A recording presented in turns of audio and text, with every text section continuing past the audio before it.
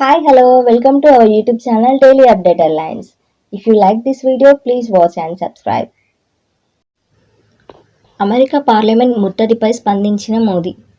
అధ్యక్ష ఎన్నికల ఫలితాలను మార్చాలని డిమాండ్ చేస్తూ అమెరికా పార్లమెంట్ క్యాపిటల్ భవనంలోకి డొనాల్డ్ ట్రంప్ మద్దతుదారులు భారీ సంఖ్యలో ముట్టడించి గందరగోళం సృష్టించారు.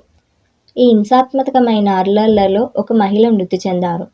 వాషింగ్టన్ డీసీలో జరుగుతున్న ఈ అల్లర్లు హింస బాధాకరణమని, అధికార బదిలీ అనేది శాంతియుతంగా జరగాలి కానీ చట్టవిరుద్ధమైన నిరసనల ద్వారా ప్రజాస్వామ్య ప్రక్రియను అణిచివేయడాన్ని సహించలేమని మోదీ తెలిపారు.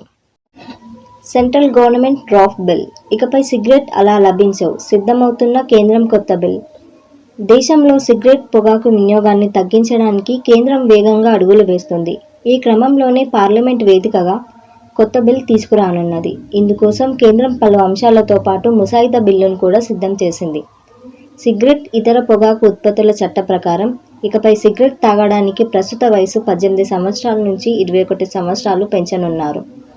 21 సంవత్సరాల లోపు వారికి సిగరెట్, ఇతర పొగాకు ఉత్పత్తులు నేరంగా పరిగణించనున్నారు. నిబంధనలను ఉల్లంఘించిన వారికి ₹1,00,000 జరిమానాతో పాటు 5 సంవత్సరాల జైలు శిక్ష. అంతేకాకుండా వీడి సిగరెట్ విక్రయం నిషేధాన్ని విధించాలని ప్రభుత్వం నిర్ణయం తీసుకుంది. ఇక పొగ తాగడం కోసం రెస్టారెంట్, విమానాశ్రయాల్లో ఇప్పటి వరకు అందుబాటులో ఉన్న ప్రత్యేక గదులు, స్థలాలను మూసివేయాలని నిర్ణయించారు. విద్యా సంస్థలకు 100 మీటర్స్ పరిధిలో పొగాకు ఉత్పత్తుల అమ్మకాలు జరపకూడదనే అంశాన్ని డ్రాఫ్ట్ బిల్లులో చేర్చారు.